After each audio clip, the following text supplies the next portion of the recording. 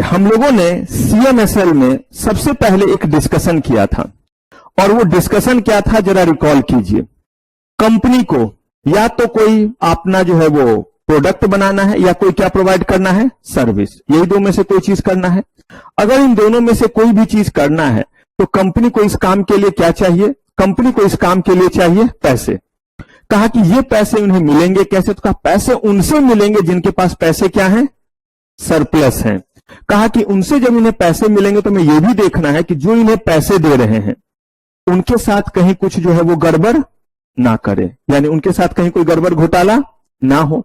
कहा कि इसके लिए हम क्या करें, क्यों ना एक क्या बना दें, हम एक जो है हम सिस्टम बना दें। क्योंकि अगर हम एक सिस्टम बना देंगे तो क्या होगा, अगर हम एक सिस्टम बना देंगे तो वैसे केस में जिन लोगों ने पैसे दिए हैं उनके पैसे क्या रहेंगे, सुरक्षित रहेंगे, और जिन लोगों को पैसे मिलना उन्हें भी तरीके से मिलेगा।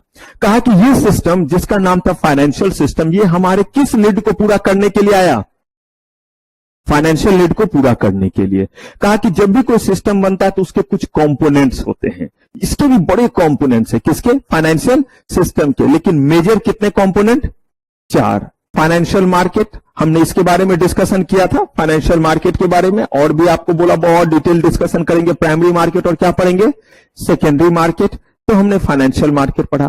फिर हम आए थे प्रोडक्ट पे, जिसको बोलते हैं इंस्ट्रूमेंट या सिक्योरिटीज। तो हमने कैपिटल मार्केट इंस्ट्रूमेंट सारा का सारा जो है वो पढ़ लिया था, याद है। फिर हमने बात की कि अगर हम चाहते हैं कि पैसे जो है वो पहुंचे कंपनी तक और इंस्ट्रूमेंट पहुंचे किन तक, इन्वेस्टर तक, तो कहा यह काम कैसे होगा। कंपनी जो है वो जहाज बना करके तो भेजेगी नहीं, और लोग जो है वो गड्डी को जो है वो लपेट करके तो फेंकेंगे नहीं। कोई ना कोई बीच में लोग होने चाहिए जो इस काम को अंजाम देंगे। अलग अलग तरह के लोग होंगे, शेयर का एप्लीकेशन फॉर्म होगा, लोग भरेंगे, जमा करेंगे, मिलेगा, अलॉटमेंट होगा, ओवर सब्सक्राइब होगा, बड़ी सारी बातें हैं। कहा इसके लिए हमारे पास जो मदद के लिए है उसका नाम क्या पड़ा। तो हमने जो हमला किया है वो कहां पे अभी हमला किया है, और इसीलिए हम लोग पढ़ रहे सिक्योरिटीज मार्केट इंटरमीडिएरीज। देखिए कहानी का थोड़ा सा सेंस याद रखिए, ऐसे भी शुरू कर सकते थे। चलिए अब इंटरमीडिएरीज पढ़ते हैं। इंटरमीडिएरीज का ये काम होता है। आपको मैंने कहा था ये जिस स्लाइड पे अभी आप हैं ये आपके सिलेबस का लगभग 80% है। कितना परसेंट, अब आप समझ रहे क्या मतलब है। जिस दिन ये पूरे स्लाइड पे मैं टिक लगा दूंगा कि अब पूरा हो गया है, उस दिन 80% सिलेबस खत्म हो जाएगा। इसका मतलब है कि अभी आप इसको टिक लग चुका है, लेकिन इसको टिक नहीं लगा है। फाइनेंशियल मार्केट को टिक कब लगेगा, फाइनेंशियल मार्केट को टिक लगेगा जब यहां भी टिक लगाऊंगा और इन दोनों पे टिक लगाने का मतलब है कि इसके लिए तकरीबन जो है वो समझिए 7-8 चैप्टर क्या करने होंगे, खत्म। तो चैप्टर ही कितने, अगर 7-8 इन्हीं के लिए 8 पढ़ाना रहेगा, एक ऑलरेडी पढ़ ही चुके हैं, एक पे हमला कर ही रहे, एक यहां पे, ये तो नहीं हो गए 11-12 चैप्टर। तो 11-12 चैप्टर यही हो गए तो हो गया हमारे सिलेबस का कितना परसेंट, लगभग 80%। तो देखिए इसलिए हम लोग इंटरमीडिएरीज पढ़ रहे हैं। तो इंटरमीडिएरीज जब हमने बात की तो कहा इंटरमीडिएरीज जो है वो ढेर सारे हैं। जैसे मुझे बताइए इंस्ट्रूमेंट ढेर सारे थे, हमने सारा पढ़ा नहीं, पढ़ भी नहीं सकते। रीजन यह है कि बहुत सारे हैं, लेकिन आपने वो पढ़ा जो आपके सिलेबस में क्या किया हुआ है, और आपके सिलेबस में वो दिया है जो पॉपुलरली नोन है, जिसका इस्तेमाल होता है। उनमें से भी कम का ही इस्तेमाल होता है, लेकिन फिर भी आपने वो पढ़ लिया। लेकिन सारे के सारे अगर बोले तो वो आपने नहीं पढ़ा हुआ। तो कुछ इंस्ट्रूमेंट तो हिस्ट्री बन गए हैं। जैसे अगर मैंने कहा था कि ये जितने भी तरह के इंस्ट्रूमेंट होते, इनको मैंने किससे कंपेयर किया था, खाने की चीज से। नहीं बोला था कि अलग अलग लोगों का अलग अलग टेस्ट, तो इसीलिए इतने सारे वैरायटी है खाने की। ठीक वैसे ही अलग अलग तरह के लोगों का अलग अलग रिस्क लेने का एपेटाइट, तो अलग अलग तरह के क्या है, इंस्ट्रूमेंट है। आप देखते होंगे खाने के कुछ आइटम जो है वो आज के समय में ऑलमोस्ट एब्सोल्यूट हो गए हैं। क्यों एब्सोल्यूट हो गए हैं, क्योंकि वो पहले जो है वो मिट्टी वाले जो है वो कढ़ाई में बनता था और लकड़ी के चूल्हे में जो है वो बनता था, तब जाकर के उसका वो स्वाद आता था। आज के भी डेट में वो नाम जरूर रहते हैं कि इस तरह का जो है वो खाना, लेकिन वो बनते क्या है, बहुत कम है। आप रेस्टोरेंट वगैरह इन जगहों पे जाएंगे तो आपको इजीली अवेलेबल नहीं होगा, लेकिन वो डिश तो है ना। ठीक वैसे ही कुछ ऐसे ही इंस्ट्रूमेंट है जो बहुत पहले से बन गए तो बन गए, आज के डेट में उसकी रेलिवेंसी क्या हो गई है, खत्म जो है वो होते जा रही है। जैसे आपने जो है वो पता नहीं ऐसे करके आग में पकाया हुआ आलू का जो है वो मैश करके, हम लोग तो चोखा बोलते हैं, पता नहीं आप क्या बोलते हैं, और ऐसा खाया है, मेरी दादी जो है वो हमेशा जो है जब मैं जाता, मुझे बहुत पसंद चावल दाल के साथ, तो जब भी जो है, लेकिन वो बनता कैसे था, लकड़ी के चूल्हे में।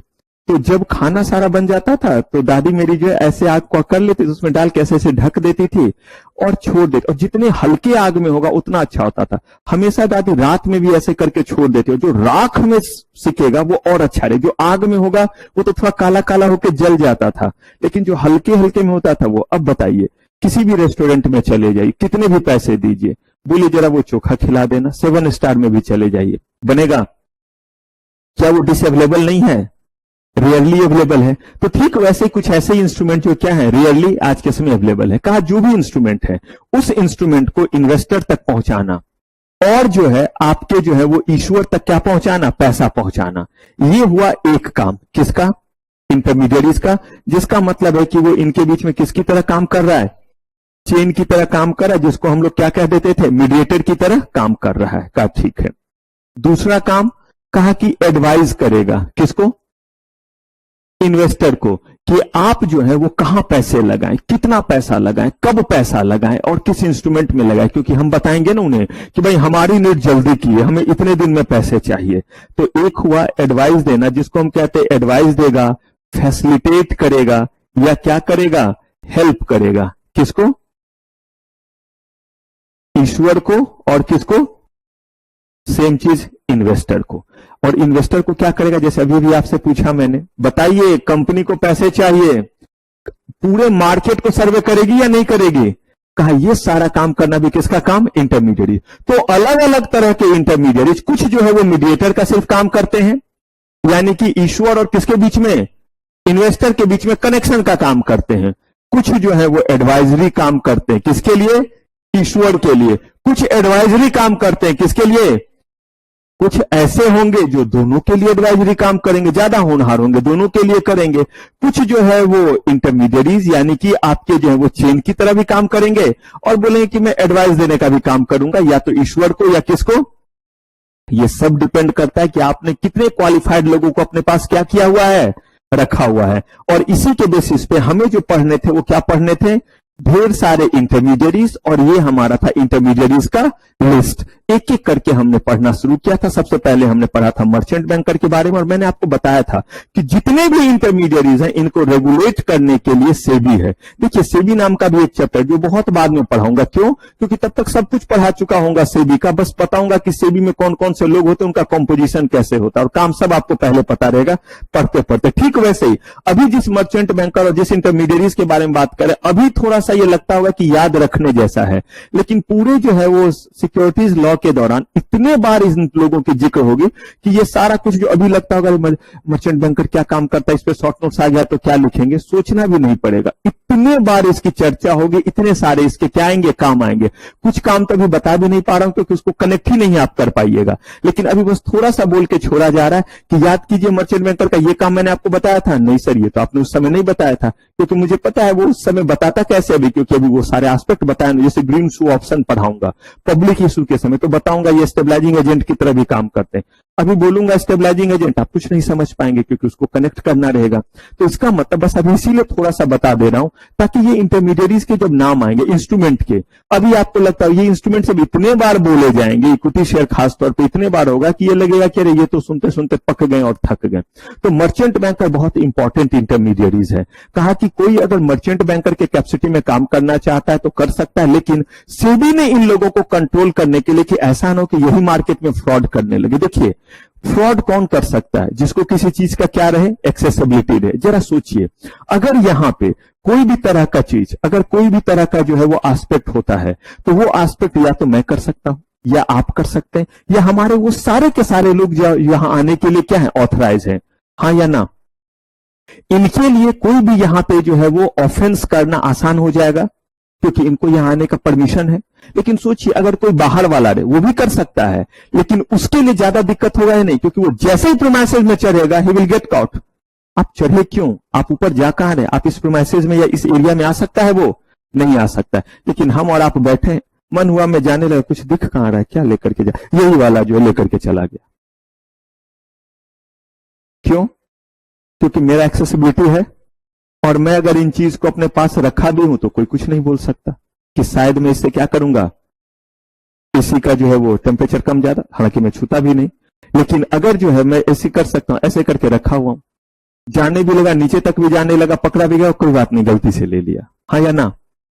इसका मतलब जिसके पास पावर और जिसके पास एक्सेसिबिलिटी है वो गड़बड़ कर सकता है, जिसके पास नहीं है ये अगर लेकर के कोई और यहां पे अनजान आदमी जाने लगे, या मुझे छोड़िए आपके पास जेब में रहे तो ज्यादा बड़ा इशू है या नहीं। मेरे जेब में रहा हुआ इशू तो टीचर है, कुछ भी है, आपके जेब में रहा, लेकिन सोचिए अगर और बाहर वाले हैं उनके जेब में रहा तो वो तो छुआ और वैसे ही हो गया, वो तो इन किया और आप ही हमला कर देंगे, भाई घुसा कहां। तो इसका मतलब है कि इन लोगों को मार्केट में एक्सेस करने का राइट मिला ना, इसका मतलब फ्रॉड यही कर सकते हैं। इसीलिए सेबी ने इन सबके लिए शानदार इंतजाम किया हुआ है, सबके लिए अलग से क्या बना दिया है, रेगुलेशन। और जितनी ही बातें मैं आपको शॉर्ट में बता रहा हूं उतना ही इन्होंने बहुत बड़ा रेगुलेशन बनाया, और सबके लिए लिखने का तरीका देखिए, सेबी मर्चेंट बैंकर रेगुलेशन। फिर कह रहा हूं ईयर इग्नोर।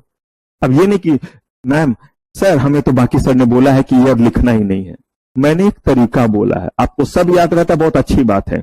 मैंने ये बोला कि लास्ट में ईयर पे ध्यान दीजिएगा, नहीं तो पता चला कि ईयर उल्टा लिख देंगे ना तो ईयर लिखने के जितने मार्क्स नहीं मिलते हैं, गलत लिखने के बाय गॉड हम काटते बहुत अच्छे तरीके से हैं।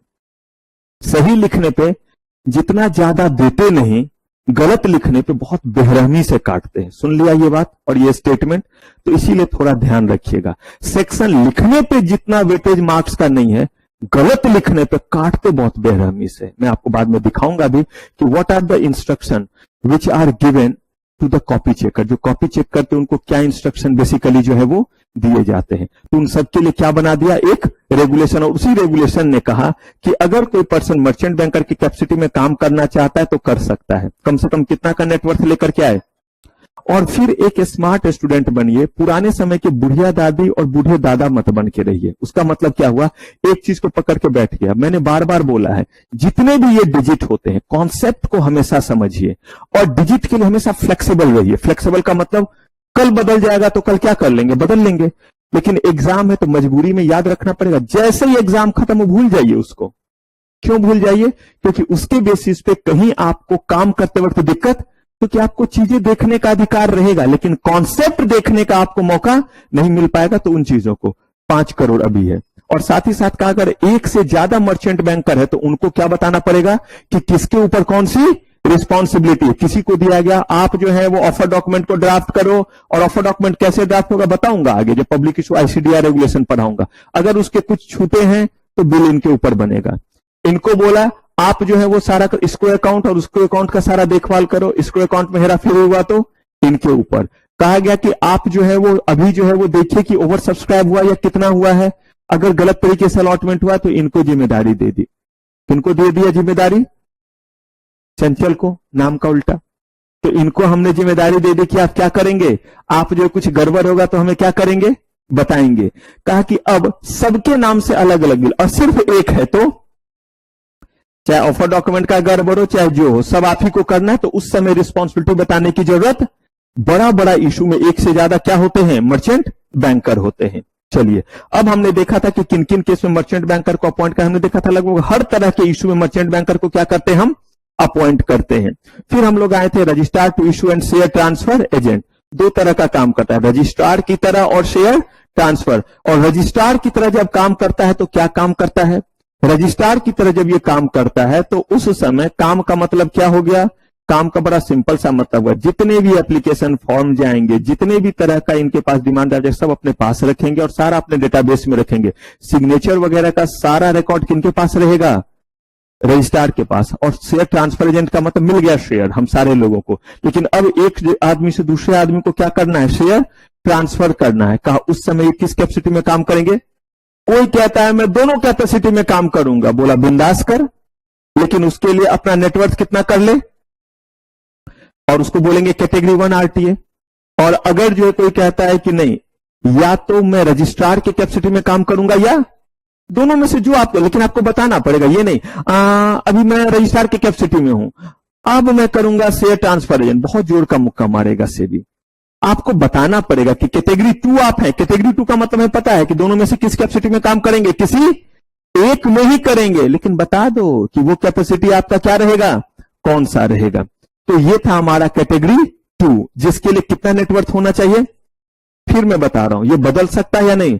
सेबी में जितने भी चीज आप पढ़ सकते, नहीं पता अभी बताया, हो सकता है कि कल बोलूंगा कि क्या हो गया, चेंज हो, क्योंकि सेबी और फेमा में चेंजेस क्या होते हैं? बहुत ज्यादा। लेबर लॉ में सबसे कम चेंजेस होता है और सबसे ज्यादा चेंज जो है वो इन्हीं जगहों पे। मैंने बोला ना, लेबर को देखने वाले लोग कम, इसलिए चेंजेस क्या होते हैं। और यहाँ पे इतने मालदार असामी वगैरह जुड़े हुए हैं, तो हर घड़ी सेबी का क्या रहता है? नजर रहता है, बड़े इकोनॉमी को ये डील करता है। चलिए, अब हमने इनका जो है वो आप बेसिक एस्पेक्ट तो देख लिया था, लेकिन अब हमें देखना है कि registrar to issue and share transfer agent, ये जो है वो 3 समय में काम करते हैं।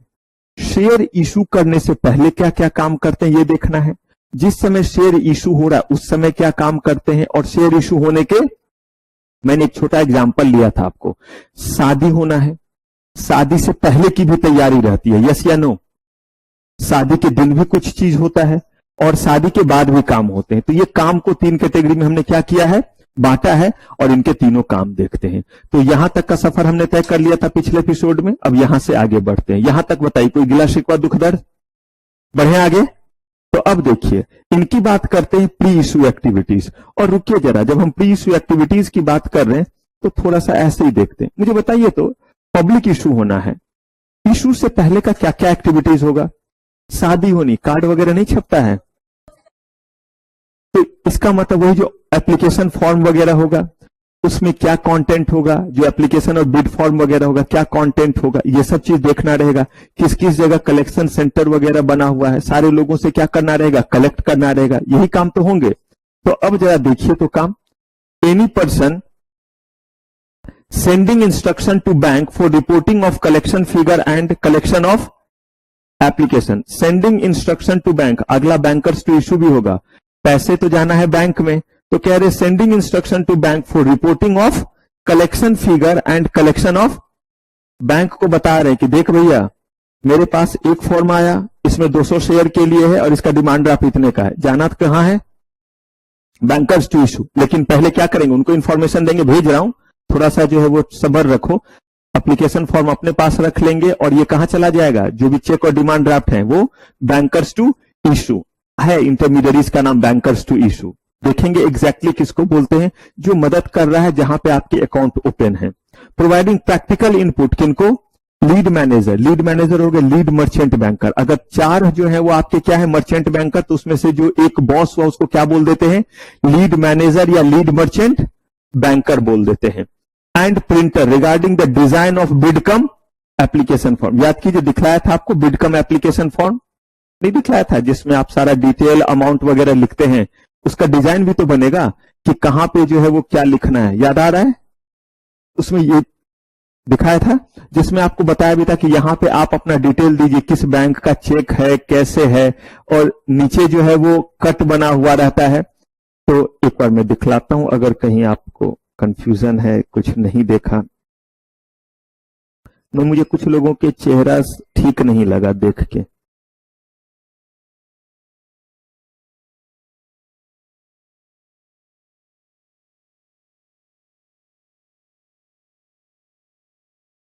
चेहरा ठीक नहीं लगा मतलब ऐसा लगा जैसे उन्होंने शायद नहीं देखा है या रिकॉल नहीं कर पा रहे।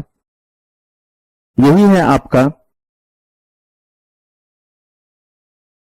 बिड कम एप्लीकेशन फॉर्म। और अब आप देखिए, इसमें ये सारी बात कहां क्या लिखी हुई, कहां पे किसका नाम होगा, ये डिजाइनिंग एड्रेस के लिए। साथ ही साथ यहां पे जब आप अमाउंट जो है वो जमा करेंगे तो किस तरह से जो है आप यहां बैंक का सारा डिटेल देंगे, जो पैसे वगैरह का सारा डिटेल है, cheque number, drawn in bank, ये सारा का सारा चीज ये क्या करना है, ये सब कुछ जो है ये डिजाइन करेंगे। और कैसे जो है वो एक्नॉलेजमेंट वाला पोर्शन रहेगा, कहां पे स्टाम्प लगना है, कहां पे जो है वो सिग्नेचर जाना है, तो ये सारा कुछ क्या करेंगे वो डिजाइन करेंगे। तो कहा कि ये काम हो गए। Facilitate and establishment information flow system.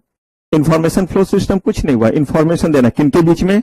Client, bank and manager to issue, कि बैंक में कितना पैसा गया, कितना इशूअर का क्या आया था, और मैनेजर जो है, मैनेजर का मतलब यहां क्या हो गया? लीड मैनेजर का मतलब मर्चेंट बैंकर, अब बहुत सारे हैं तो लीड मर्चेंट बैंकर को कि देखिए भाई इतना हमारे पास आ चुका है, इस तरह से चीजें चल रही है। कहने का मतलब है कि ये सिस्टम बना करके रखेंगे, बताने का काम तो अभी करेंगे नहीं, बताने का काम तो हम बाद में करेंगे, लेकिन ये कम से कम हमने क्या बना लिया है, सिस्टम हमारा तैयार है। ये सब कब करे मुझे बताइए, शादी से पहले सारा का सारा खाना वगैरह मंगवाना, सब ठीक ना, सारा का सारा खाना वगैरह मंगवाना, कैटरर कहां पे जो है वो रहेगा, कहां पे जो है वो वरमाला होगा, कहां पे जो है वो किस तरह से जो है स्टेज पे जो है वो क्या कहते हैं, दूल्हा दुल्हन जो वो गुलाब से निकलते हैं तो कमल से निकलते हैं, तो ये सारा का सारा चीज पहले करेंगे या उस समय करेंगे, करके रखेंगे। तो यही काम ये कर रहे हैं। अभी जो है वो किसी को इंफॉर्मेशन नहीं दे, सारा इंतजाम फ्लो सिस्टम बना रखें कि जैसे ये आया ये इंफॉर्मेशन हम वहां तक पास ऑन करेंगे।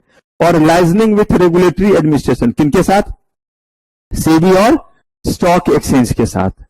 ये सारी कार्यक्रम कब, पब्लिक इशू से पहले।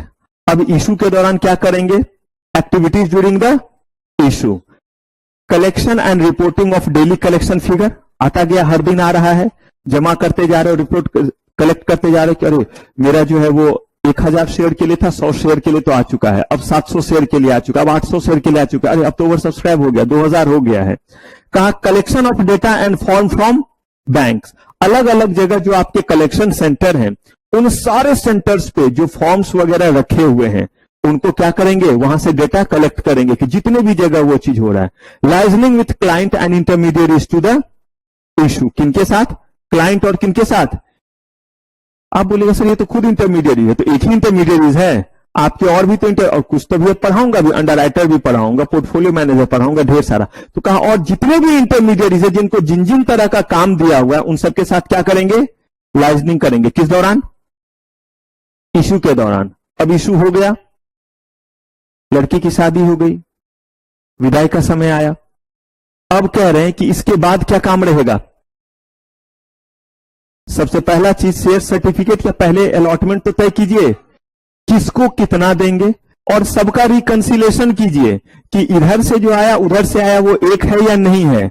अगर वो आपका ओवर सब्सक्राइब हो गया तो एलोकेशन कैसे करेंगे वो तैयार कीजिए। जिनको सक्सेसफुल है, जो सक्सेसफुल है उनको क्या दीजिए, सर्टिफिकेट पहुंचाइए, अलॉटमेंट लेटर दीजिए, और जो अनसक्सेसफुल है रिफंड या और पैसे उनका पैसे वापस कीजिए, रिग्रेट लेटर दीजिए। कुछ ऐसे भी लोग होंगे जिनको शेयर्स भी दे रहे हैं और पैसे भी वापस कर रहे हैं, क्यों, ओवर सब्सक्राइब हो गया था और मैंने जो है वो 500 शेयर्स के लिए अप्लाई किया और मेरे पास जो है वो आया सिर्फ 100, तो 100 का मुझे दीजिए क्या, शेयर सर्टिफिकेट, अलॉटमेंट लेटर, और 400 रुपए का क्या दीजिए, 400 शेयर्स का क्या दीजिए, रिफंड। यही काम तो हुआ पोस्ट। और रिकंसिलेशन हर काम में होगा, जब पैसे वापस कर दिए तो रिकंसाइल कर लीजिए कि भाई जितने एक्स्ट्रा थे सब चले गए, अभी भी बैंक में बचे हुए ही हैं, इसको अकाउंट को चेक करेंगे, और साथ ही साथ बैंक के साथ अपने चीजों को क्या कीजिए, रिकंसाइल कीजिए। यही काम कब का हो गया, इशू के। तो देखिए इशू से पहले सारा का सारा कलेक्शन और सारा इंतजाम करके रखना, इशू के दौरान क्या करना, उस काम को अंजाम देना, और जब इशू हो गया तो जिनके जो जो चीज थे वो क्या करना। तो देखिए data capturing and validation, reconciliation, reconciliation का मतलब चीजों को मिलाना, provide allotment alternative in consultation with client, करेंगे ना भाई किसको कितना देना है, फैसिलिटेटिंग व्हाट, लिस्ट भी तो होगा, तो उस काम को कीजिए। Uploading the data to the depository for creating the securities electronic, बहुत डिटेल में पढ़ाऊंगा, मत घबराइएगा इन वर्ड से। जब ये सब जैसे जैसे सिक्योरिटीज लॉ में आगे बढ़िएगा पिछला चीज और मजबूत होगा, क्योंकि जिस दिन डिपोजिटरी बहुत ध्यान से जाएंगे उस दिन लगेगा रही ये तो बहुत छोटा सा बात था, क्या बोला गया। अगर शेयर्स हमने किस फॉर्म में दिया, इलेक्ट्रॉनिक फॉर्म में, तो इसकी सूचना तो देंगे कि हमारा अकाउंट ओपन है, तो उस बॉडी को बतलाया कि भाई हमने इस पर्सन के अकाउंट में इतने शेयर भेजे हैं, चेक कर लो इनको मिल तो गया है। और अगर फिजिकल फॉर्म में है तो कैसे मिलेगा आपको, सर्टिफिकेट के फॉर्म में मिलेगा।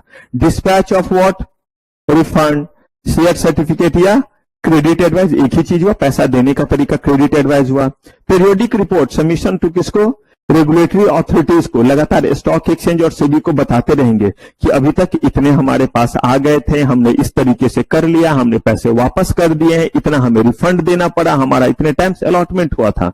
Reconciliation of refund payment. एक तो पहले रिफंड और उसको रिकंसाइल कीजिए कि जितने पैसे थे अगर सारे अकाउंट से निकल गए इसका मतलब रिफंड आपका ओके हो गया। नहीं तो ऐसा तो है आपने तो रिफंड प्रोसेस कर दिया लेकिन शायद मेरे पास चेक आया हो था और मैंने जमा नहीं किया, मैं तो तुरंत दौड़ के कर दूं। मान लीजिए अक्षय एकांश के पास आया और बहुत पैसा छोड़ दिया, क्या पड़ा हुआ है, सिर्फ वो 10,000 रुपए का है। 10,000 रुपए के लिए इनको समय भी चाहिए क्या करने के लिए, बैंक में जाने के लिए। तो इन्होंने क्या कर दिया, छोड़ दिया। अब मुझे बताइए अगर इन्होंने 10,000 रुपए का चेक बैंक में डिपॉजिट नहीं किया तो क्या ये रिकंसाइल होगा बैंक अकाउंट से? कंपनी के एंड से तो इशूड आएगा लेकिन जो बैंक होगा वहां तो 10,000 एक्स्ट्रा होगा या नहीं होगा पड़ा हुआ। तो कहा ये भी आपको चेक करना है और रिकंसाइल करना है। Attending what post issue investors. अब लोग आपसे पूछ रहे हैं कैसे अलॉटमेंट किया, क्या नाराजगी हुई, हमें क्यों नहीं मिला, इतने ही क्यों मिले। तो आप उनका क्या कीजिए, जवाब दीजिए कितने टाइम्स ओवर सब्सक्राइब हुआ, हमने इस बेसिस पे किया था इसीलिए आपको इतने मिले और आपको नहीं मिला। जो भी क्वेरी रहेगा उसको रिजॉल्व कीजिए। Web based investor query system और रिफंड डिटेल। वेब बेस्ड कुछ नहीं कि आप इलेक्ट्रॉनिक फॉर्म में एक टेक्नोलॉजी बनाइए जिससे जो है वो क्वेरी कैसे ले सके, जिसको आजकल वेबिनार कह देते हैं। तो चूंकि हर चीज इलेक्ट्रॉनिकली हो रहा है तो जो लोग नहीं आ सकते हैं उनका क्या कीजिए, एक जो है वो वेबिनार जैसा कंडक्ट कीजिए कि कोई भी कहीं से क्या कर सके, क्वेश्चन पूछ सके। क्लियर है? ये इनके कब कब के काम हो गए, पोस्ट इशू। तो इसका मतलब इनके कौन से काम हमने देख लिए, प्री इशू, ड्यूरिंग इशू और पोस्ट इशू। ये अलग अलग बताने का क्या पर्पस है ध्यान से सुनिए। और जब भी बताऊं ना उस चीज को समझिएगा।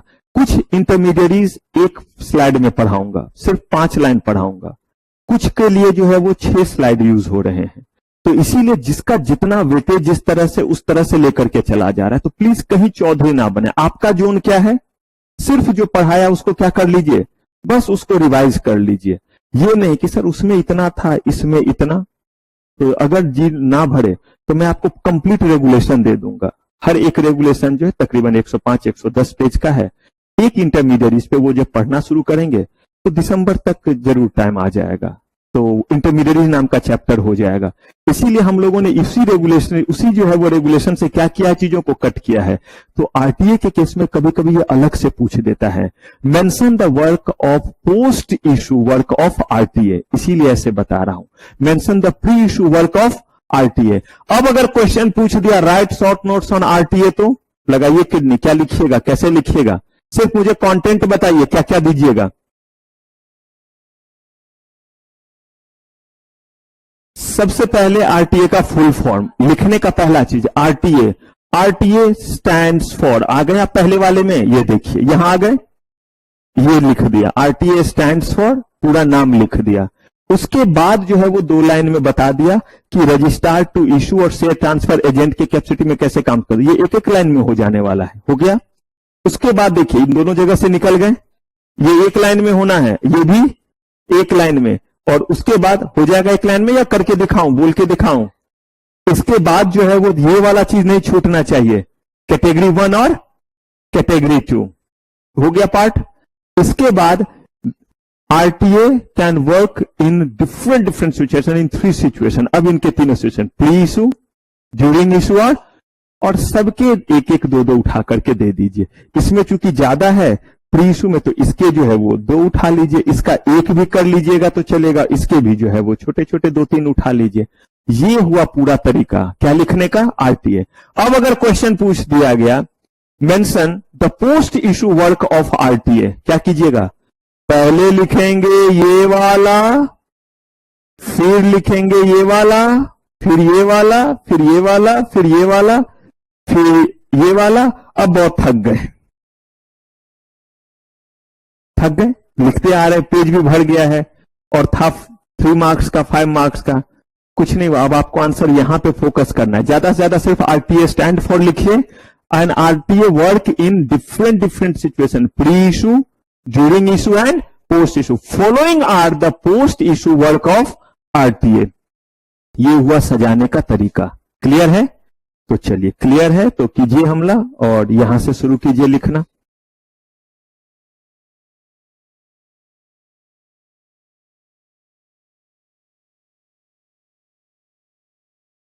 बढ़े आगे, सबका डन। चलिए हमने जो है वो यहां पे दो के बारे में डिस्कशन किया। किसके किसके बारे में डिस्कशन किया? आरटीए। चलिए अगले इंटरमीडिएरीज पे आते हैं, और अगला इंटरमीडिएरीज हमारा जो है वो है अंडर राइटर। ध्यान से सुनिएगा, ध्यान से समझिएगा, लिखना बहुत छोटा सा ही इसमें है, इसके बारे में अलग अलग समय में और भी बात करेंगे। कंपनी ने शेयर इशू किए। कंपनी जब शेयर इशू करती है तो एक रूल है, आगे आपको पढ़ाऊंगा सेबी आईसीडीआर रेगुलेशन पढ़ाते वक्त, कि जितने भी ऑफर दिए कंपनी ने उसका 90% कम से कम लोगों को सब्सक्राइब करना पड़े, और अगर ऐसा नहीं हुआ तो सबके पैसे हम वापस कर देंगे। वो इशू फेल माना जाता है। इसका मतलब है कि कंपनी ने कहा कि हम 1 लाख शेयर 10 रुपए वाले इशू कर रहे हैं। कंपनी को 10 लाख रुपए की जरूरत है। अगर ऐसा होता है तो कंपनी के कम से कम कितने? कंपनी के कम से कम जो है वो 90,000 शेयर्स लोग क्या करेंगे? अगर कहीं एक भी शेयर कम है तो इशू फेल माना जाएगा, और जितने पैसे आपको लोगों से आ गए वो सारे पैसे आप क्या करेंगे? वापस। क्योंकि जब लोग आपको अप्लाई करते हैं तो ऐसे ही एप्लीकेशन फॉर्म में डिमांड आप लगा के दे देते हैं। जब सबका आ जाएगा और इशू हमारा क्लोज होगा तभी ना पता चलेगा कि कितने शेयर आए। इस एप्लीकेशन फॉर्म में 50 शेयर, इसमें भाई तो 10 शेयर, इसमें तो 100 शेयर, जो भी हमारा लॉट साइज था उसके अकॉर्डिंग। जब सबको कैलकुलेट किया तो हम पहुंचे कि अरे ये तो 90,000 हुआ ही नहीं। अगर 90,000 से एक भी कम हो गया तो क्या होगा? इशू फेल और सबके पैसे वापस। इशू फेल होना समझिए उतनी ही बड़ी बेइज्जती है आज के समय में इस मार्केट में, कि बारात घर पे आया हुआ है और इन मौके पे दुल्हन भाग गई या इन मौके पे दूल्हा भाग गया, दोनों में से जो भी हो, इतनी ही बड़ी बेइज्जती। अगर जो है वो पहले भाग जाए थोड़ी कम बेइज्जती। बिल्कुल सब कुछ की तैयारी, दूल्हे को बुलाया जाए या दुल्हन को बुलाया जाए तो वॉशरूम जो गई सो उधर ही गायब, लड़का इधर गया तो वही गायब। कह रहे उतनी। और उसके बाद और बेइज्जती कब? जब शर्मा जी की वाइफ, ओह पता है मुझे तो पता था पहले से ही, इसके चलन ही ऐसे थे, भागना ही था इसे, मैंने तो उस दिन भी बोला था, मैंने देखा था। पता नहीं किसी भी कारण से गई हो, लेकिन सबने अब उसको सबके साथ देखा था। एक ने उसके साथ देखा था, एक ने उसके साथ देखा था, एक ने वहां देखा था और एक ने वहां देखा था। और मजा तब आए जब वो सही में आ जाए कि सही में ही वॉशरूम में थे, कहीं और गए थे या पार्लर चले गए थे या कुछ और हो जाए।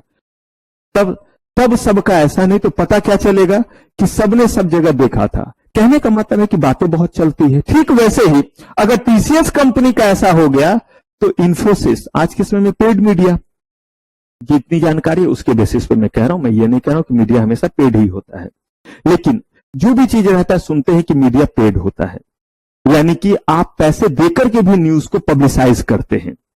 तो बस हो गया। अगर टीसीएस का इशू फेल तो उस बात को आग की तरफ फैलाने के लिए है ना इन्फोसिस, ये देखिए इनके इशू फेल, ये इतनी बड़ी कंपनी टाटा का, ये वो कैश करने के लिए तो दूसरे कॉम्पिटिटर आपके बैठे हुए हैं। इसी चीज से बचाने के लिए एक बंदा है और वो है शाहरुख खान, मैं हूं ना। वो कहता है कि अगर आपका इशू नहीं सब्सक्राइब हुआ इतना तो मैं ले लूंगा, और मैं ये वचन देता हूं। कहा कि ये 7 फेरों के 7 वचन प्यारी दुल्हनिया भूल ना जाना। दुल्हन भूल जाती है तू क्या चीज है कि वचन देता हूं। तो कहा गया कि ये वचन देने से पहले रिश्ता तय करो कि क्या है, कौन वचन दे रहे हो। नहीं हम अपने दोस्त को आई प्रॉमिस मैं कर दूंगा, तू यकीन तो कर। पक्का नहीं करेगा। किसी ने 2 समोसा ज्यादा ऑफर कर दिया या चाउमीन ऑफर कर दिया तो आपका वाला ऑफर क्या हो गया? कैंसिल हो गया। तो इसके लिए जो है वो सेबी ने कहा अगर आप ऐसा वचन देकर के कोई काम करना चाहते हो तो आपका नाम पड़ेगा क्या? Under writer. और अंडर राइटर का काम भी, हर आदमी का काम अलग अलग है। आरटीए का काम बताया, मर्चेंट बैंकर का बताया, कहा अंडर राइटर काम ही करेगा यही शाहरुख खान वाला, मैं हूं ना, कि मुझे आप लाओ, मुफ्त में ना करूंगा। मुफ्त में करूंगा तो मेरा बिजनेस ये थोड़ा ना हुआ। मैं आपसे इतना %, ध्यान से सुनिएगा, मैं आपसे 2 तरह का कमीशन लूंगा। पहला है फिक्स्ड कमीशन। किस चीज का कमीशन? कि मैं आपको जो है वो वचन देता हूं कि आपके जो है वो इतने शेयर्स में क्या करूंगा? सब्सक्राइब करूंगा। कितना %? तो आप बताओ कितना %? 30% कर लोगे? कर लूंगा जी। 30% करने के जो है वो मैं कम से कम जो है वो आपसे 1 करोड़ लूंगा। एश्योरेंस दे रहा हूं इसके, जरूरी नहीं कि 30% मुझे लेना ही पड़े। कहा कि 10%, बोला आप बताओ 10% के मैं इतना लाख लूंगा। 100% तो मैं इतने करोड़ लूंगा। मुझे बताइए जितना ज्यादा का वो कमिटमेंट करेगा उतना ज्यादा अपना कमीशन लेगा या नहीं? This is called fix commission. लेकिन देखिए कमाल की बात, जोमेटो में भी अंडरराइटर था जो 15 टाइम्स ओवर सब्सक्राइब हुआ। मतलब अगर कंपनी ने बोला था 1 करोड़ शेयर में देना चाहता हूं, तो कितने शेयर के लिए लोग आ गए? 15 करोड़ शेयर के लिए। मुझे यह बताइए कि यह शाहरुख खान कब आएंगे? क्योंकि ये बोलता है मैं हूं ना, जब कोई नहीं तो ये कह रहे मैं हूं ना, तो लास्ट में ना अगर पहले से कोई आ गए तो जरूरत ही नहीं पड़ी। कहा कि इन्होंने अंडरराइटिंग ऑब्लिगेशन लिया था, लेकिन यहां पे तो 15 टाइम्स क्या हो गया, जरूरत पड़ी हमें इनकी, लेकिन इनका जो फिक्स कमीशन था वो हमें देना पड़ेगा। और इन्होंने 100%, मैंने बोला ना कोई रिस्क नहीं लेना चाहता, इसीलिए 100% तक अंडरराइट करा लेता है। पता है इससे क्या होता है? इससे लोगों के दिमाग में सेंस जाता है कि इस कंपनी ने 100% अंडर रिटेन कराया है, यानी कंपनी शानदार है, ताकत वाली कंपनी है। और उसी के कहते हैं ना, मैंने आपको बहुत बार ये वर्ड यूज किया, सभी सहायक सबल के। अगर कोई स्ट्रांग है ना तो हर चीज उसके साथ खींचता चला जाता है। अगर उसको जरूरत पड़ी पुलिस की तो भी कहीं ना कहीं उसके कोई फ्रेंड निकल जाएंगे। उसको टिकट कंफर्म कराना है उसमें भी निकल, जो काम वो सोचेगा हर काम में, स्कूल में बच्चे का एडमिशन कराना उसमें भी निकल जाएगा। और यहां पे कोई गरीब जिसको रियली अपने बच्चे के स्कूल में सर्वोदय विद्यालय में एडमिशन करने के लिए घूम रहा है, भटक रहा है, कोई नहीं मिल रहा है। समझ रहे? सर्वोदय विद्यालय सरकारी स्कूल जो भी है, कहने का मतलब वहां उसके लिए नहीं, उसको सिर्फ स्लीपर में जाना है, उतना टिकट कंफर्म हो जाए, कोई उसके मदद के लिए नहीं है। और यहां आपके लिए तो हो जाएगा 1A 2A 3 किसमें चाहिए? हाँ ठीक है, 24 घंटे पहले बिल्कुल हो जाएगा, डीआरएम कोटा से करा देंगे। मतलब आपकी अप्रोच उस तरह से है क्योंकि आप उतने ही जो क्या है स्ट्रांग पोजीशन पे। तो ठीक वैसे ही यहां पे कह रहे हैं, जैसे ही बड़ी कंपनी, जैसे ही पता चला कि ये 100% अंडर रिटेन है, ताकतवर कंपनी, सब उसके साथ क्या होंगे, जुड़ना चाहेंगे। आपके मोहल्ले में पता चलेगा ये जो है इस पोजीशन पे, ये इस पोजीशन पे, हर कोई जैसे ही निकल, नमस्ते और क्या हाल, ठीक है, नहीं नहीं कोई अपनी गाड़ी यहीं पार्क कीजिए, कोई बात नहीं, जरूरत तो तुम्हारे घर में पार्क कर दीजिए। लेकिन अगर जो है किसी का बाइक जो है वो कोई नॉर्मल आदमी था और वो ज्यादा जो है ये नहीं, उसका स्कूटी और ये रख दिया, दिमाग खराब है, घर के आगे गाड़ी खड़ा करते, अक्ल उकल बेच खाया है क्या? और उसकी गाड़ी आप निकल रहे ऐसे करके, क्योंकि पीछे गाड़ी स्क्रैच ना लग जाए, ऑडी है, ऐसे निकल के ऐसे जा रहे। और यहां पे इतना जगह है, थोड़ा सा जगह में बस क्या किया है, स्कूटी अपना लगा दिया है तो बवाल मच गया है।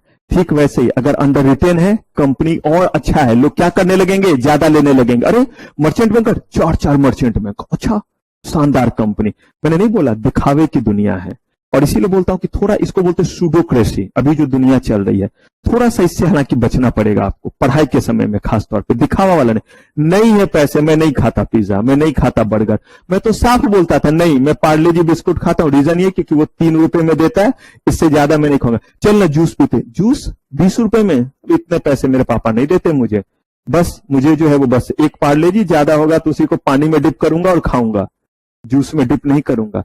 चाय के साथ ना चाय के साथ है, पानी के साथ मस्त है, क्यों चाय के अलग से 10 रुपए लगेंगे। एक बार बोल दीजिएगा ना, तसल्ली से रहिएगा। और नहीं तो नहीं यार, मुझे ना ये ना पाइनएप्पल वाला ना सूट नहीं करता, एलर्जी हो जाता, मर जा तू, अभी मिल जाए तो भुक्खड़ की तरह खाएगा। लेकिन अगर जो है वो पैसे से छिपाना है तो क्या है, आपको एलर्जी है, ये वाला चीज नहीं, ये वाले का स्वाद मुझे उतना अच्छा नहीं लगता है। कौन सा, पिज्जा या बर्गर की बात है विथ एक्स्ट्रा चीज, नहीं डाइटिंग पे अभी कोई जो है वो दे समय से 10 लपेट देंगे, उस समय डाइटिंग क्या होंगे, भूल जाएंगे। तो ठीक वैसे ही जैसे ही जितना ज्यादा नाम हुआ उतना ज्यादा क्या होगा, सब्सक्रिप्शन शुरू। इसीलिए जैसे ही लोग बोलते हैं ये 100% क्या है मेरा, 100% बोलते हैं अंडर रिटेन है, वैसे ही क्या होगा, वैसे ही ज्यादा से ज्यादा लोग और लेना शुरू। 4 मर्चेंट बैंकर, अब जो है वो आपका 10 टाइम्स 12 टाइम्स ओवर सब्सक्राइब हो गया, अंडरराइटर को लेना पड़ा, मुफ्त का अपना पैसा लेकर के जाएगा। ये हुआ फिक्स्ड कमीशन। अब सुनिए, उसने 100% के लिए आपको कमिटमेंट दिया था और आपके शेयर्स जो हैं वो सब्सक्राइब हुए 98%। पॉसिबल? अब बताइए उसको कितना लेना है, या 100 बोला था तो सबका दे और अपना ले ले? नहीं, जो लोगों ने नहीं लिया वही लेना पड़ता है, तो वो 2% लेना पड़ेगा। तो 100% का वो लेगा फिक्स्ड कमीशन। ये बात ध्यान से सुनिएगा, हम लोग इंटरव्यू में बहुत रगड़ते हैं इन चीजों पे, मतलब जहां हमें लगता है कि ये बात आप लोग मिस करेंगे, फिक्स्ड कमीशन और कौन सा, फ्लोटिंग कमीशन। तो एक हुआ फिक्स्ड कमीशन 100% का, और फ्लोटिंग कमीशन कितने परसेंट का मिलेगा, 2% का। 100% के लिए अंडर रिटेन था और आपके शेयर से 80% सब्सक्राइब हुए, कितना परसेंट देना पड़ेगा? तो 100% का दीजिएगा फिक्स्ड कमीशन या 80% का और 20% का? क्लियर है ये बात?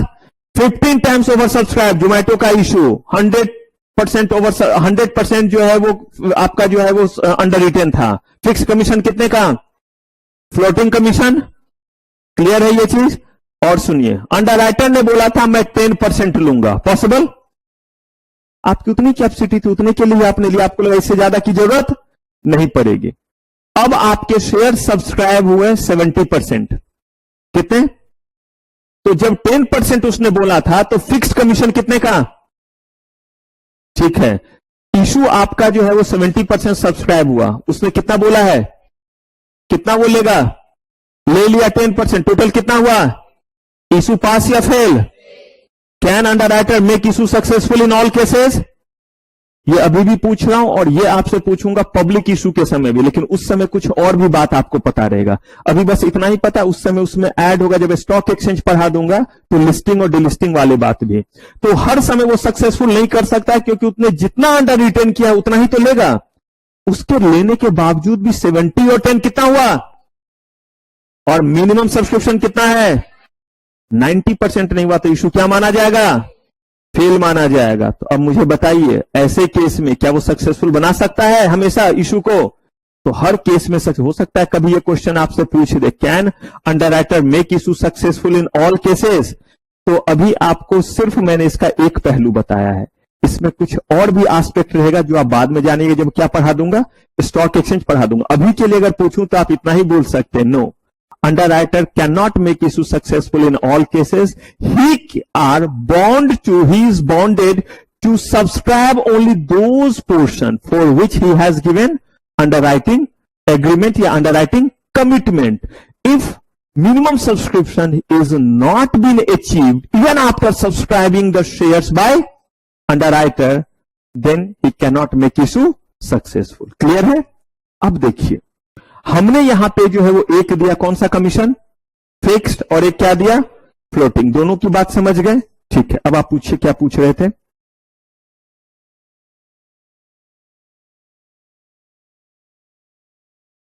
उसकी मर्जी पे है, लेकिन अंडरराइटिंग एग्रीमेंट कितना होता है ये पहले बनाया जाता है, और अंडरराइटिंग एग्रीमेंट कितना है इसके बेसिस पे ऑफर डॉक्यूमेंट में लिखना पड़ता है।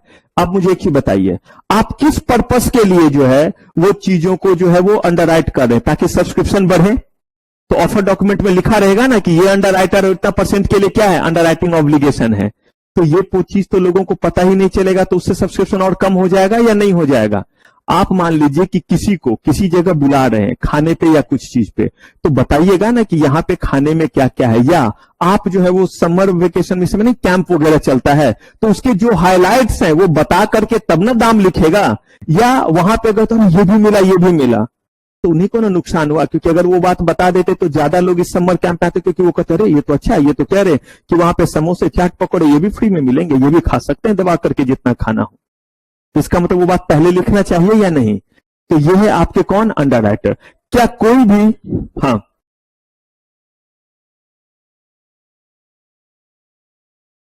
किसके लिए नहीं? फ्लोटिंग कमीशन इसलिए नहीं मिलेगा क्योंकि हमने आपको बोला ही नहीं, वो आपके सब्सक्राइब करने के बावजूद भी हमारा इशू क्या हो गया? हम तो सबके पैसे क्या कर रहे हैं? वापस कर रहे हैं। अब देखिए, अगर मैं कहूं अंडरराइटर, क्या कोई भी मुंह उठा के आएगा और अंडरराइटर बन जाएगा? जरा सोच लीजिए कितना बड़ा कमिटमेंट कर रहा है। कंपनी के फॉर्म में होते हैं ये अंडरराइटर। अब जरा सोचिए, अगर अंडरराइटर बात से मुकर गया तो केओक्स मच जाएगा या नहीं मचेगा? पता है तो मच जाएगा या नहीं मच जाएगा? तभी तो पूरा का पूरा ये देखिए ना रेगुलेशन बना हुआ है, सेबी अंडरराइटिंग रेगुलेशन, और कहा कि जिसका नेटवर्थ कितना रहे, मिनिमम कितना, तभी जाकर के वो क्या बन सकता है। अभी इतना तो नहीं है, आगे पढ़ाऊंगा, मतलब मैं जिंदा रहा और आप पहुंचे प्रोफेशनल में तब की बात। वहां पे और बहुत ज्यादा है कि कितना टाइम्स तक ये कर सकते हैं, अपने नेटवर्थ का कितना टाइम्स तक, बहुत सारा चीज है। लेकिन नहीं बोला कि आपको वहां भी पढ़ना, मतलब प्रोफेशनल में भी आपका ये एक बनता है, तो वहां और एक ज्यादा करके है। तो अब देखिए, अंडरराइटर के बारे में हमने कहा कि अंडरराइटर 20 लाख का कम से कम इस पर्सन का क्या होना चाहिए? नेटवर्थ तो बन सकता है। और underwriter means a person who engage in the business of what? Underwriting of issue of securities of a body corporate. आप टीसीएस, इन्फोसिस, आपका काम ही यही है और इसी के लिए आपने क्या लिया हुआ है? लाइसेंस। तो देखिए, आप जो इंटरमीडिएरीज हैं, आपने सेबी से लाइसेंस लिया हुआ है to work as what? To work as underwriter.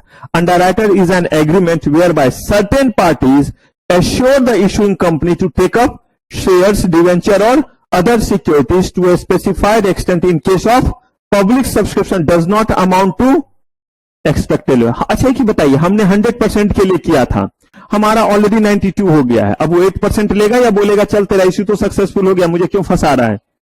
लेना पड़ेगा इसी दिन, क्योंकि हमारे प्रोजेक्ट को 10 लाख की जरूरत है, तभी ना 1 लाख शेयर हम इशू कर रहे हैं, तो भैया पूरे 10 लाख आएंगे। ये मैं छोटा बोल रहा हूं, करोड़ों के शेयर होते हैं, 15-15 हजार करोड़ का इशू होता है, तो हमारा प्रोजेक्ट ही चलेगा 15,000 करोड़ में, तभी ना हमने इतने का इशू किया है। और अगर 1,000 करोड़ कम आए तो हमारा काम नहीं चलेगा, हम कहां से मांगने के लिए जाएंगे? तो इसीलिए हम लोग क्या ले लेते हैं? अंडरराइटिंग ऑब्लिगेशन करवा लेते हैं कि आपको लेना पड़ेगा। Underwriting is compulsory for what? किसने कर दिया? सेबी ने, कि अब आपको क्या करना पड़ेगा, लेकिन कितना % करना पड़ेगा ये उन्होंने इंस्ट्रक्शन नहीं दिया, अब आपकी मर्जी पे। लेकिन होता क्या है ना, भेड़चाल वाली बात है, अगर एक ने 100% कराया, दूसरा नहीं कराएगा, तो उसका असर पड़ता है किस चीज पे? सब्सक्रिप्शन पे। जैसे अगर मान लीजिए कोई एक इंस्टीट्यूट है जो है वो फैसिलिटी दे रही है कि बच्चे बैठेंगे, खुले में बैठेंगे, एसी चलेगा, डीसी चलेगा, तो प्रोजेक्टर चलेगा, ये चलेगा। थोड़ी देर के लिए एज्यूम कीजिए कि कुछ ना चले और मैं बोर्ड से पढ़ा रहा हूं, तो भी मैं यही बात बोलूंगा या कुछ और बात बोलूंगा? लेकिन देखिए, मैं वही, आप वही, लेकिन अगर फैसिलिटी कम होगा तो कहीं ना कहीं उससे इंस्टीट्यूट के रिवेन्यू पे फर्क पड़ेगा, क्योंकि तुरंत कोई और वो चीज प्रोवाइड कर रहा है तो उसको हम क्या करने लगते हैं? कंपेयर, कि वहां पे जो है वो एसी थोड़ा ज्यादा है, डीसी थोड़ा कम है, बैठने की जगह ज्यादा कम। ये हम कंपेयर करते हैं या नहीं करते? बस यही है, एक ने देना शुरू कर दिया इसीलिए ऐसा शोर मचने लगा। एक ने बर्थडे में जो इतना शानदार किया शर्मा जी ने, तो वर्मा जी को भी क्या करना पड़ेगा? मजबूरी में उससे अच्छा करना पड़ेगा। ठीक वैसे ही एक कंपनी 100% अंडरराइट करा रही है, दूसरी कंपनी का जैसे ही कम रहेगा, लोगों को ले आना, कंपनी में लगता है दम, आप अंडरराइटर भी रखे हैं तो 100%, क्योंकि उसके लिए ज्यादा पैसा देना पड़ता है ना, तो इसका मतलब कंपनी दमदार। अरे भाई सोचो जरा, कंपनी ने पहले से अच्छा सर्वे करा लिया था, अंडरराइटर का ज्यादा इन्वॉल्वमेंट नहीं रखा है, तो वो जो पैसे बचेंगे कल के डेट में, आप ही तो उस कंपनी के शेयर होल्डर बन रहे हैं, तो वो पैसे आपके हुए या नहीं हुए? तो यही है, देखने का नजरिया अलग अलग है। लेकिन मैंने क्या बोला, स्टूडियोक्रेसी ज्यादा किस चीज में चलता है? दुनिया दिखावे में चलता है, तो वो ये दिखावे वाले चीज के लिए करना पड़ता है। क्लियर है ये चीज? ये है हमारे कौन? डन कीजिए इसको।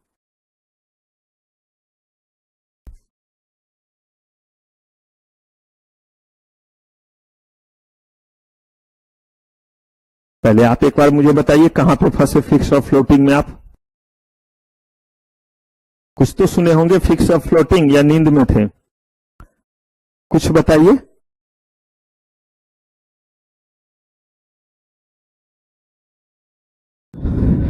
ये मैंने कब बोला, कहां थे पहले तो ये बताइए। फिक्स्ड का मतलब है कि मेरे आपके बीच में एग्रीमेंट हुई कि आप इतना % मुझसे लेंगे। ये क्या हुआ? ये फिक्स्ड। कितना % तक? 100%, 80%, जो भी हो, 10%, तो ये क्या हुआ? लेकिन हमारा इशू जो है वो 10 टाइम्स ओवर सब्सक्राइब हो गया, तो आपको लेना पड़ेगा। कैसे लीजिएगा? हमने बोला था 1 लाख से, और लोग ही तैयार है 10 लाख लेने के लिए, तो आपकी जरूरत पड़ी तो आपको जो है वो फिक्स कमीशन तो हम देंगे ही, 100% का फिक्स कमीशन दिया। लेकिन एक भी शेयर आपने नहीं दिया तो फ्लोटिंग कमीशन क्या हो गया? 0।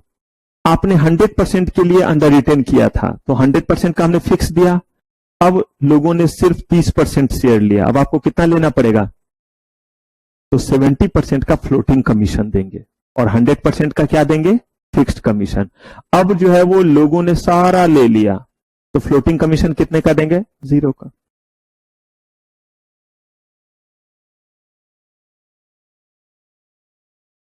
इशू अगर फिक्स कमीशन मिल गया, फ्लोटिंग कमीशन के लिए पैसे भी तो लगाने पड़ेंगे। ये नहीं सोच रहे हैं शेयर खरीदना पड़ेगा, वो पैसे भी तो बचे, डूबती हुई कंपनी के शेयर खरीदना पड़ता। फिक्स कमीशन से तो शुरुआत ही होगी। फिक्स कमीशन मिलेगा नहीं तो आपका नाम वो देंगे ही नहीं, ऑफर डॉक्यूमेंट में आप डाल ही नहीं सकते हैं। फिक्स कमीशन तो पहले ले लिया, फ्लोटिंग कमीशन जब आप ले लीजिएगा तब देंगे। आपको भी पैसे देने पे, मुफ्त में थोड़ा ना शेयर आपको देंगे, लेकिन उस पर कमीशन भी देंगे।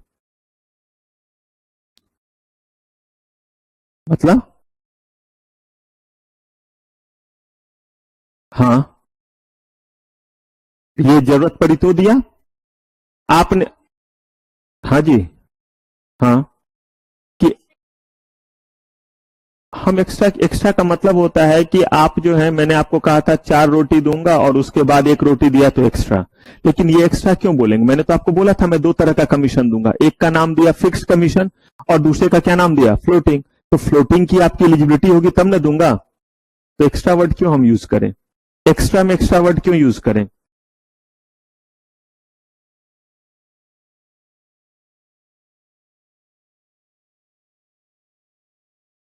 क्या कोई कंफ्यूजन है तो बोलिए, दोबारा बोलूं कुछ?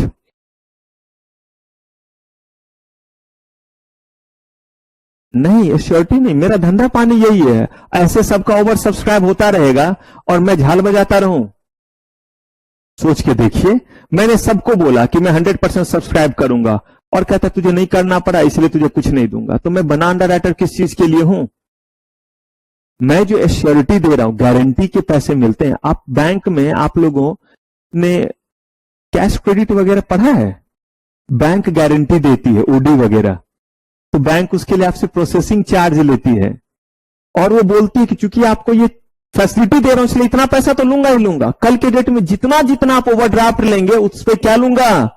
इंटरेस्ट भी लूंगा। जैसे आपको 1 करोड़ का ओडी लिमिट दे रहा हूं, इसके लिए भैया आपको लग गए 1 लाख रुपए, तो आपके लगे, ये गए, ये लौटने वाले अब नहीं है। लेकिन अगर आपने 1 करोड़ का दिया हुआ है, 10 लाख का आपने अभी ओडी लिया, कितने दिन के लिए? 1 महीने के लिए, इतना इंटरेस्ट। ये चीज हो गया। नहीं निकालिए पैसे, नहीं लगेंगे इंटरेस्ट वाले पैसे। लेकिन जो आपने ये राइट लेकर के अपने पास रखा हुआ है कैश क्रेडिट का, इसके लिए तो आप पे करेंगे ही करेंगे। नहीं, उनके बीच में एग्रीमेंट होगा, जितने का होगा वो आपस में वो तय करेंगे। लेकिन मैंने आपको प्रैक्टिस बता दी, आजकल सारी कंपनी कर रही कितना %? तो सब्सक्रिप्शन पे असर पड़ेगा या नहीं पड़ेगा? क्लियर है?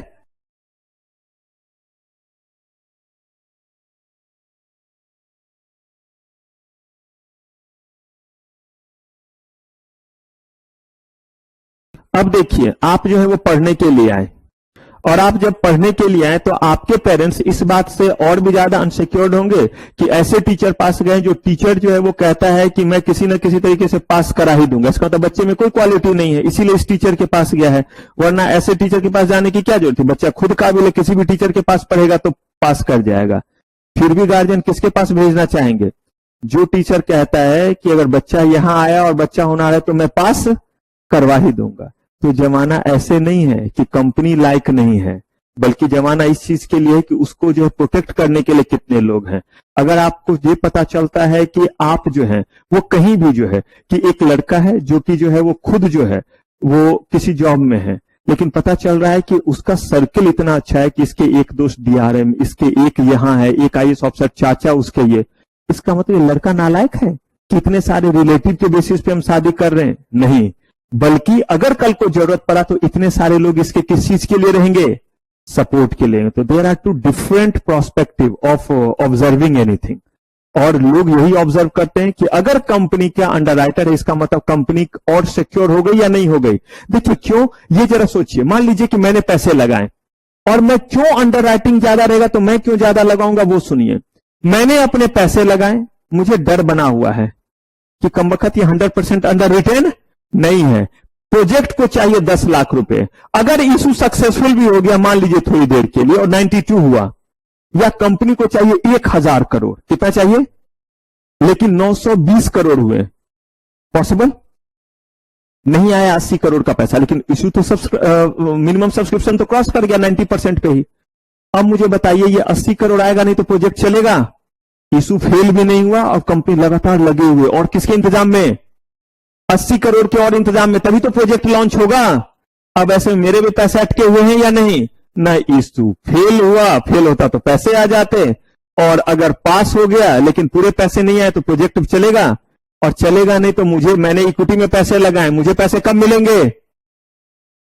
जब कंपनी को प्रॉफिट होगा, और कंपनी को प्रॉफिट होगा तब डिविडेंड मुझे मिलेगा। यहां पे प्रोजेक्ट जो है वो लगा नहीं, कब प्रॉफिट होगा और कब मुझे क्या मिलेगा।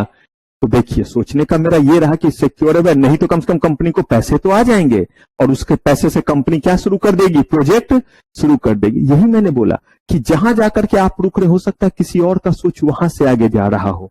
तो इसीलिए बहुत सारे एस्पेक्ट, तभी मैंने बोला कि इस तरह का क्वेश्चन सोचिए जो आज ओपन एंडेड दे करके छोड़ा है, कि कितने बात सोचने पड़ते हैं कंपनी को क्या करने से पहले, एक इंस्ट्रूमेंट को इशू करने से पहले। 6 महीने का लगभग समय लगता है एक शेयर अगर कंपनी इशू करने जा रही, 6 महीने तक हम लोग की नींद उड़ी रहती है, यानी जो भी उसमें कंप्लायंस ऑफिसर बनते हैं। लेकिन याद रखिए, उस 6 महीने में अगर आपकी शादी नहीं हुई है तो आप किस्मत वाले हैं, और अगर आपकी शादी हो गई तो आप और भी किस्मत वाले हैं, क्योंकि आपकी दूसरी शादी होगी, क्योंकि डिवोर्स तय है। क्योंकि उस 6 महीने में आप घर कब आएंगे आपको नहीं है पता, और आप सोचेंगे कि अंतिम में सब सोए होंगे, जाएंगे, झिक झिक होगा। इससे अच्छा जो है वो ऑफिस में ही रह जाते हैं, और कहीं एक रात ऑफिस में ही बाहर रह गए तो फिर जो है वो आगे आप समझ रहे हैं। और ये सिलसिला चलता है। दिखाऊंगा आपको फास्ट ट्रैक इशू जब पढ़ाऊंगा, सब आपको पढ़ना है, बहुत चीज इसमें पढ़ना है कि कैसे 6 महीने का टाइम लग जाता है, तो बड़ा लंबा प्रोसेस होता है। तो यहां पे अगर अंडर राइटर अपॉइंटेड है तो कॉन्फिडेंस आपका बढ़ेगा या नहीं? अरे भाई, सबसे पहले पैसा लगाया है रिटर्न के लिए ना, या मजाक के लिए? अच्छा है, पैसा लगाया है, इशू फेल होगा, पैसे वापस आ जाएंगे। अपॉर्चुनिटी कॉस्ट बेकार हुआ या नहीं हुआ? भाई 1-1.5 महीने तक पैसे भी लगा रहे हैं और बाद में पता चला जाए इशू फेल हो गया, पैसे लो। इतने देर में वो पैसे कहीं और लगा लेते। तो हर केस में अगर अंडर राइटर है और 100% आपका क्या है, अगर वो सब्सक्राइब है, तो उससे क्या होगा? आपको ज्यादा एश्योरिटी मिले। क्लियर है? और इससे आगे सोचिए, परसेंटेज दिया है, तभी बोलता हूं सोचिए, खूब सोचिए, थोड़ा मत सोचिए, ये दिल मांगे मोर। अगर कोई बोले 100% अंडर रिटर्न है, अब मुझे बताइए किसमें कॉन्फिडेंस ज्यादा होगा? बोलेगा 10% अंडर रिटर्न, तुझे 70% से ज्यादा मिलना नहीं है, तू अंडर राइटर रख करके भी तेरा इशू क्या होगा? फेल होगा। राइट या रॉन्ग? तो इसीलिए ये सारे एस्पेक्ट आपको है जो ध्यान रखना पड़ेगा। क्लियर है? तो हमने जिस अंडर राइटर के बारे में पढ़ा, कौन कौन? हमने जिस इंटरमीडिएरीज पढ़ा, मर्चेंट बैंकर, और ठीक है, अब हमारा जो है वो अगला शिकार जो है वो है बैंकर्स टू इशू। ये बैंकर्स टू इशू बेसिकली क्या होते हैं ये सुनिए। बैंकर्स टू इशू जो है वो बड़ा छोटा सा इनका काम है, और वो छोटा सा काम क्या है? जितने भी, एकदम ध्यान से पहले सुन लीजिएगा, जितने भी तरह के पैसे का लेन देन है, वो पैसे का लेन देन जो होता है कैसे होता है? आपने एप्लीकेशन फॉर्म दिया, लोगों ने डिमांड ड्राफ्ट लगाया, जो आगे वाले दिनों में बताऊंगा कैसे इलेक्ट्रॉनिकली भी ट्रांसफर हो जाता है। पहले आराम से चलते चलिए, डिमांड ड्राफ्ट लगाया, चेक लगाया और दे दिया। ये जब दिया तो आरटीए के पास गया, और इसका चेक कहां जाएगा? आरटीए कोई बैंक है जो अपने पास चेक रखेगा, भेजेगा कहां? बैंक के पास। उस बैंक के पास जहां कंपनी का एस्क्रो अकाउंट है, that bank is known as bankers to issue. जो पब्लिक इशू के दौरान जितने भी तरह के आपके एस्पेक्ट है फंड के, वो सारे को क्या करती है? कंट्रोल करती है, जहां आपके पास अकाउंट होता है। तो वो क्या कहलाया? Bankers to issue. और सुनिए, कंपनी को जब डिविडेंड देना रहा, तो डिविडेंड देगी तो पैसे ही तो देगी, तो अपने उसी अकाउंट से नहीं देती, बल्कि एक सेपरेट अकाउंट क्या करती है? ओपन करती है। याद रखिए, कंपनी को जब भी लोगों से पैसे आने हैं या लोगों तक पैसे क्या करने हैं? पहुंचाने हैं, इन दोनों ही केसेस में कंपनी अपने नॉर्मल अकाउंट से वर्क नहीं करती। क्यों? क्योंकि उस अकाउंट में किसी का सैलरी जा रहा है, तो कभी सामान बिका तो उस सामान का जो है वो पैसा आ रहा है, और कभी रॉ मटेरियल खरीद रहे तो पैसे, an number of debit credit हो रहे हैं या नहीं हो रहे हैं, और उसमें जो है वो किससे कितना पैसा आ रहा है सब मिस्सा हो जाएगा या नहीं हो जाएगा। तो बस उसी के लिए एक सेपरेट अकाउंट ओपन करते, उसी को एस्क्रो अकाउंट कह देते हैं। अगर उसका नाम कुकरुकू अकाउंट रख दिया रहता तो हम भी उसको क्या बोलते? कुकरुकू अकाउंट। मैंने नाम नहीं रखा, मुझे रखना रहता तो मैं इना मिनाडिका, डायडेमिनिका ऐसा अकाउंट रखता, इना अकाउंट, मीना अकाउंट ऐसा नाम रख देता। नाम क्या रखा? Escrow account. क्या नाम है? Escrow account. तो क्या एस्क्रो अकाउंट एक ऐसा अकाउंट हुआ जिसमें कंपनी के जो है वो क्या होते हैं, जब भी कोई पैसे लोगों से क्या करने रहेंगे? पब्लिक से लेने रहेंगे, और जब क्या करना रहेगा? देना रहेगा, तो उसको हम एक सेपरेट बैंक अकाउंट के जरिए करते हैं। नाम भूल जाइए। अब सबको लगता है कि मेरे ही अभी जो है वो ब्रदर इन लॉ का, बहन का ट्रांसफर कहीं और हुआ है, पहले पुडुचेरी थे, फिर जैसे भी भूल गया, कल ही हुआ है ट्रांसफर। कंगायाम या क्या जगह का नाम बोला, त्रिपुर के आसपास है, तमिलनाडु में है। अब जगह का नाम वैसा ही, मुझे लगता है कितना अच्छा नाम है हमारा, दिल्ली, गाजियाबाद, नोएडा। हो सकता है जो साउथ में उनको यही प्रोनाउंस करने में क्या होता होगा, दिक्कत है। कितना अच्छा लग रहा है, उत्तम नगर, जनकपुरी, क्या सा कांगयाम। और ये उधर के जो लोग हैं उनका नाम एन वंगराजू चिल्लचारी, कितना अच्छा यहाँ पे नाम है, गुड़िया, Pinky, Bablu.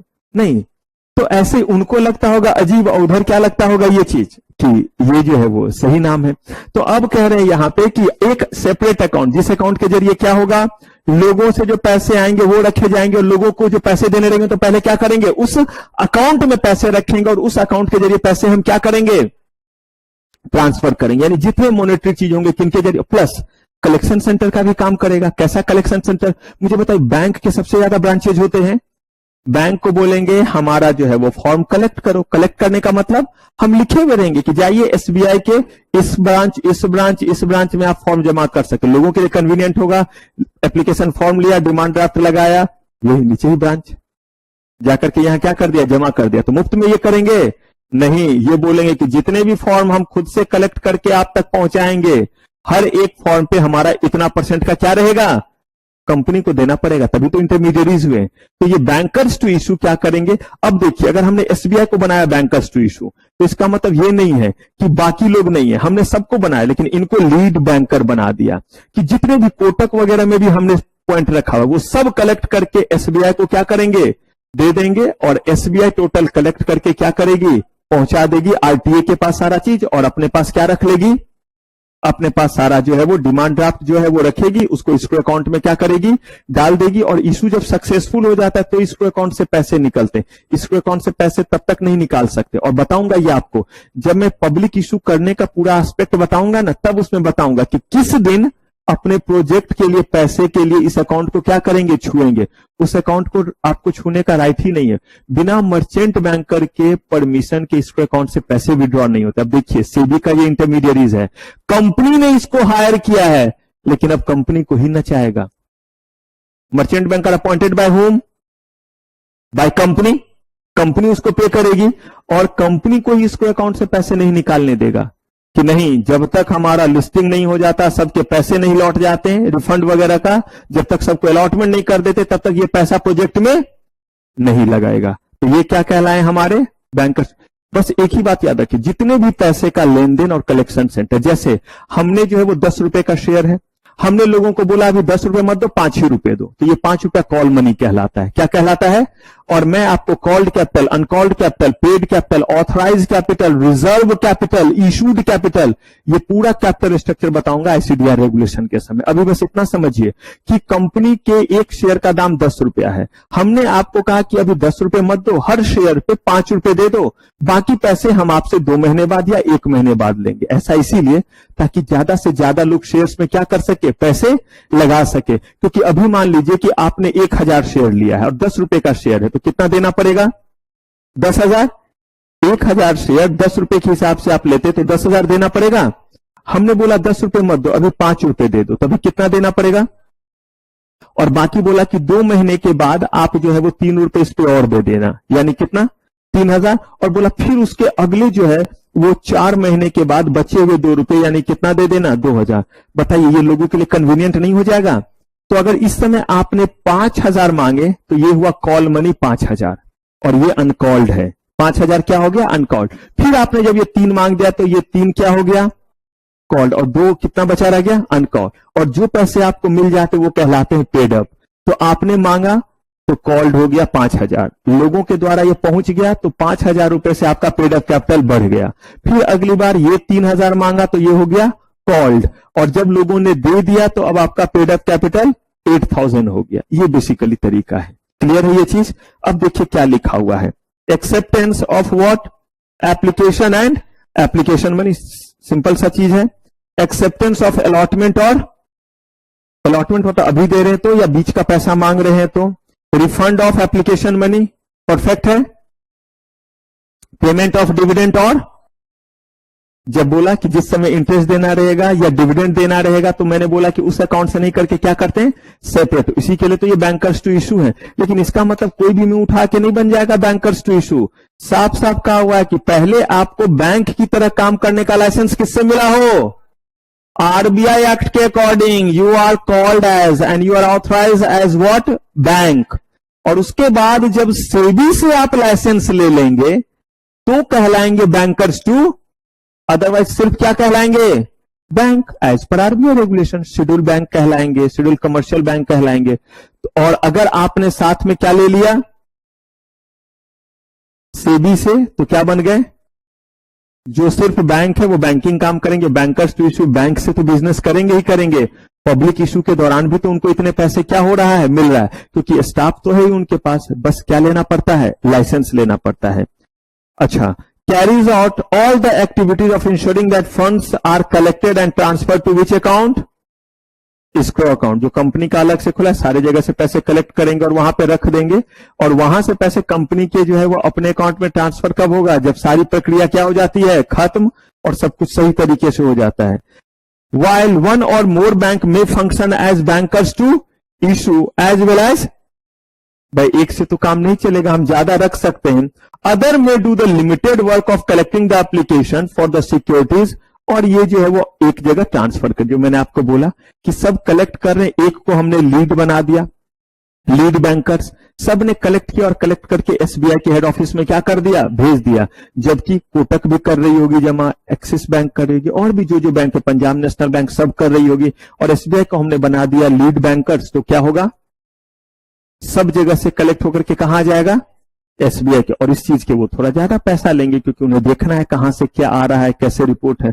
The banks are expected to furnish prompt information and record to, boss इतने फॉर्म, इतने पैसे आ गए, खुश हो जाओ, and to the lead manager. Lead manager बोले तो लीड मर्चेंट बैंकर, कौन, लीड मर्चेंट बैंकर, इसीलिए बार बार लीड मैनेजर बोले, क्योंकि एक से ज्यादा मर्चेंट बैंकर है। For monitoring and progressing the, आप याद रखिएगा ये स्टेटमेंट बहुत खतरनाक है, लेकिन ये स्टेटमेंट अभी से तकरीबन 20-22 क्लास के बाद आपसे पूछूंगा कि ये स्टेटमेंट कहां आया था। आप बोलेगा सर पूछ लेना, पूछना ही ना, आप ये थोड़ा बोला कि जवाब देना, तो आप पूछ लेना।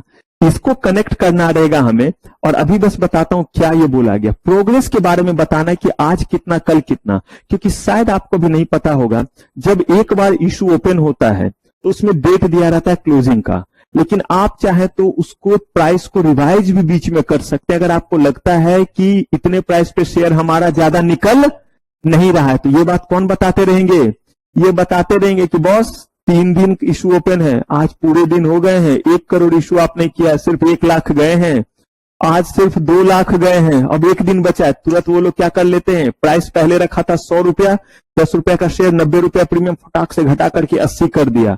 कर सकते हैं ऐसा, ये सब बताऊंगा आगे, ये सब चीज आएगा। इसी के लिए यहां पे कहा गया कि क्या बताएंगे, प्रोग्रेसिंग द इशू वर्क। और उस समय पूछूंगा कि इंफॉर्मेशन कंपनी तक पहुंचेगा कैसे, और आपको बताना रहेगा कि सर ये चुगली बैंकर्स टू इशू कर रहा है। लेकिन उसके लिए तब जब ये सब बात आपको क्या रहेगा, क्योंकि वहां पे एक पॉइंट आएगा कि आखिर कंपनी को क्या सपना आ रहा है कि मेरा इतना ही सब्सक्राइब हुआ, इतना ही सब्सक्राइब हुआ, भाई लोगों ने तो भेज दिया, ये बात कैसे उन तक पहुंच रही है। क्लियर है, हाँ जी, बढ़े आगे।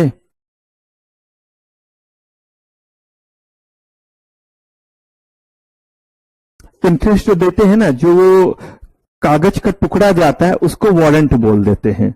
जैसे चेक के फॉर्म में जाएगा ना, तो वो इंटरेस्ट वारंट या डिविडेंड वारंट लिखा हुआ होता है, और होता डिमांड ड्राफ्ट ही है। उस डिमांड ड्राफ्ट को क्या बोल देते हैं, इंटरेस्ट और डिविडेंड वाले डिमांड ड्राफ्ट को डिविडेंड वारंट या इंटरेस्ट वारंट। डन। अब देखिए इंटरमीडियरीज में अभी हम लोगों ने जिस पे देखा, ये सारे हमने देख लिए। कौन कौन सा, मर्चेंट बैंकर हो गया, आरटीए हो गया, अंडरराइटर, बैंकर्स टू इशू। अब हमें देखना है डिवेंचर ट्रस्टी, और डिवेंचर ट्रस्टी में एक बार डिवेंचर ट्रस्टी के जितने बात थे देख के जरूर आइएगा कि डिवेंचर ट्रस्टी के बारे में कुछ बात हमने की भी थी, कहां किया था, क्या किया था, उससे और आगे बढ़ेंगे। तो अब ये डिवेंचर ट्रस्टी है क्या, स्टॉक ब्रोकर, सब ब्रोकर क्या है, पोर्टफोलियो मैनेजर क्या है,